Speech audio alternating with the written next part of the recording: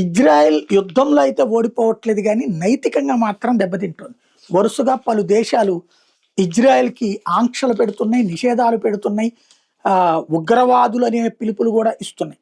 ఇదే కాకుండా ఇజ్రాయెల్‌కి సంబంధించినటువంటి ఎయిర్‌లైన్స్ కంపెనీ ఆహ్, నడిపేటటువంటి విమానాల్ని అంటే మామూలు సహజసిద్ధమైన పౌర విమానయానాన్ని కూడా బెల్జియం అనుమతించలా. సిరియా నిషేధించింది.